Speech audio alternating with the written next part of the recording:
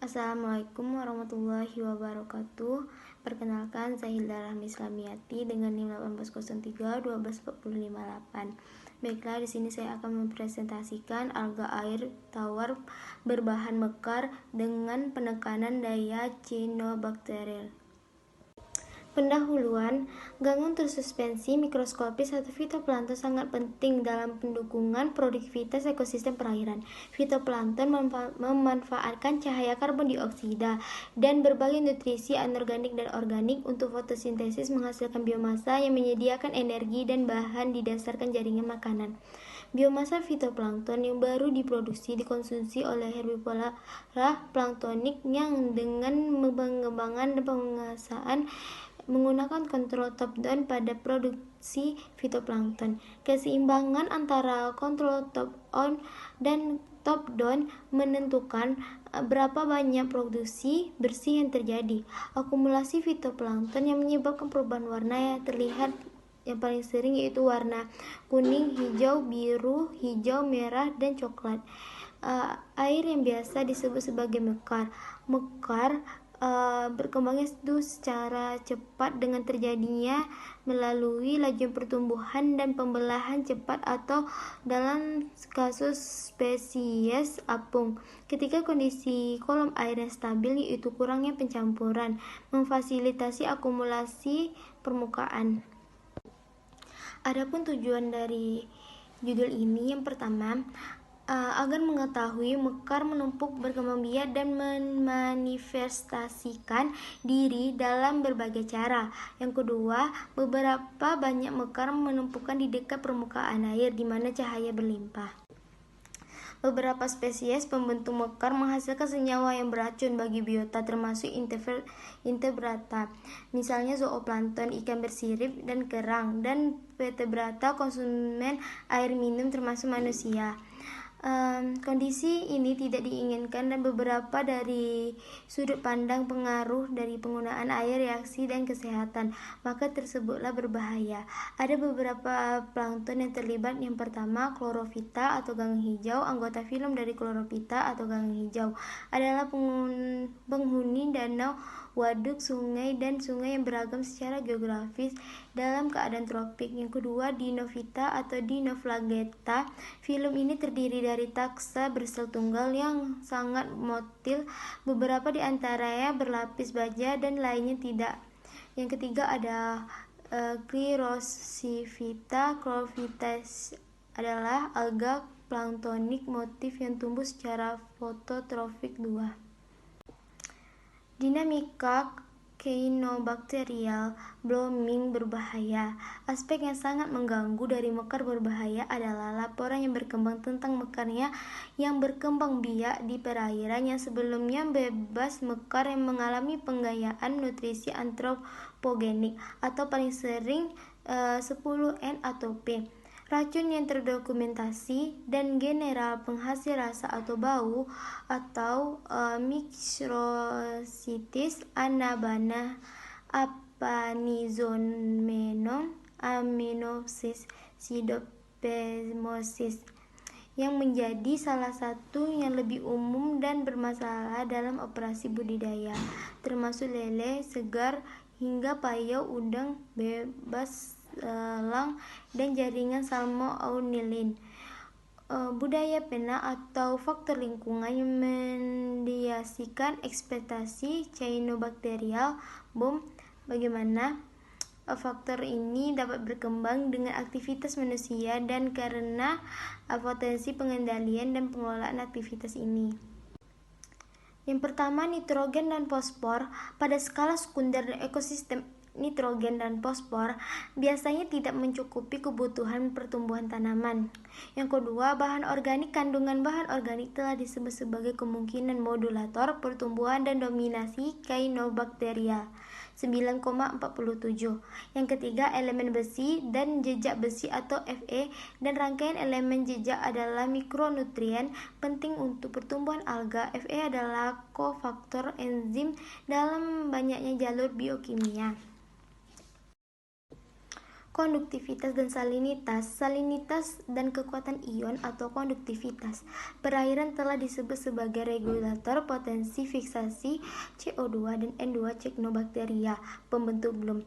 Hasil serupa baru-baru ini diperoleh untuk diazotrof heterositik umum lainnya, termasuk Anabaenopsis. Yang pertama, penggolakan turbulensi memainkan peran yang sangat penting dalam mengatur dinamika mekar fitoplankton. Yang kedua, kendala genetik pada spesies Cyanobacteria. Penelitian saat ini telah menunjukkan potensi yang luas untuk ekspansi ke perairan mesohalin dan euhalin eutrofik di antara beragam cyanobacteria pengikat dan non-fiksasi N2 yang beragam secara genetik. Interaksi biotik. Interaksi dengan mikroorganisme lain. Cyanobacteria, pembentuk mekar, membentuk asosiasi dekat dengan mikroorganisme lain dan organisme yang lebih tinggi. Asosiasi cyanobacterial mikroba umum di antara genera pembentuk mekar termasuk Anabana, Apanizomenon, Microcystis, dan Nodularia seperti pada gambar di bawah ini. Mikroorganisme terkait termasuk eubacteria, fungi, fitoflagelat, dan protozoa bersilia dan amoeboid. Yang pertama, interaksi dengan pesaing dan konsumen sementara beracun cyanobacteria dapat memediasi interaksi mikroba. Mereka dapat secara bersamaan menghambat pesaing potensi dan konsumen cyanobacteria termasuk fitoplankton lainnya, tanaman air vaskular, dan protozoa. Yang kedua, efek pada ikan dan tingkat trofik yang lebih tinggi racunnya pada Cyanobacteria dapat mempengaruhi ikan dan konsumen tingkat tinggi trofik. Yang ketiga, hewan domestik dan efek kesehatan manusia dari Cyanobacteria. Air tawar menghasilkan beberapa racun yang berdampak pada hewan domestik atau hewan pemeliharaan atau ternak dan kesehatan manusia. Ini termasuk hepatotoksik, neurotoksik, dan dermatoksik. Manajemen bloom berbahaya. Pertama, pengelolaan blooming. Penggangguan meliputi pertimbangan variabel fisik, kimia, dan biotik yang terjadi bersamaan yang bekerja secara sinergi dan antagonis untuk mengendalikan fiksasi N2, fotosintesis, pertumbuhan, dan potensi reproduksi. Cara yang banyak digunakan untuk mengendalikan pembungaan termasuk tidak berdasarkan keefektivitas dan prioritas. Yang pertama, penggunaan algisida, khususnya tembaga sulfat. Yang kedua, pengurangan input nutrisi dan manipulasi, misalnya rasio N/P. Yang ketiga, destratifikasi vertikal melalui campuran mekanis atau penggembungan. Yang keempat, peningkatan pengebilasan air untuk mengurangi waktu retensi. Yang kelima, pengendalian hayati.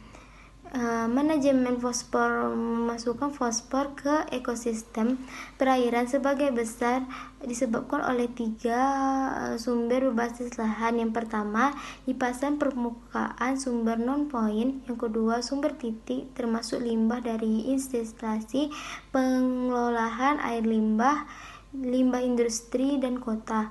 Yang ketiga, ada drainasi, yaitu di bawah permukaan dari sistem septic dan air di tanah. Kedua, manajemen nitrogen ada sebagai bentuk terlarut dan partikulat, berair dan bergas.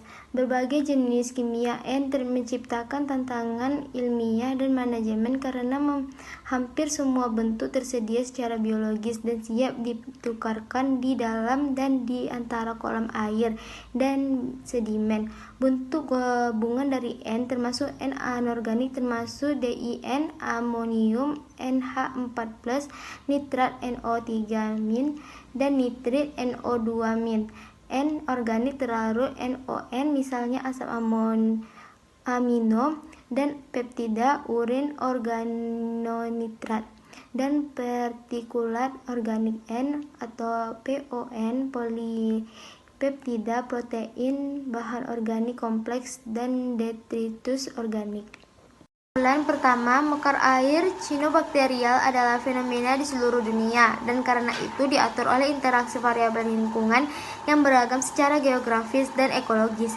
Yang kedua, pengelolaan blooming penganggu meliputi pertimbangan variabel fisik, kimia, dan biotik yang terjadi bersamaan yang bekerja secara sinergi dan antagonis untuk mengendalikan fiksasi N2, fotosintesis, pertumbuhan, dan potensi reproduksi. Baiklah, sekian presentasi dari saya. Apabila ada kekurangan, saya mohon maaf. Saya akhiri dengan Assalamualaikum warahmatullahi wabarakatuh.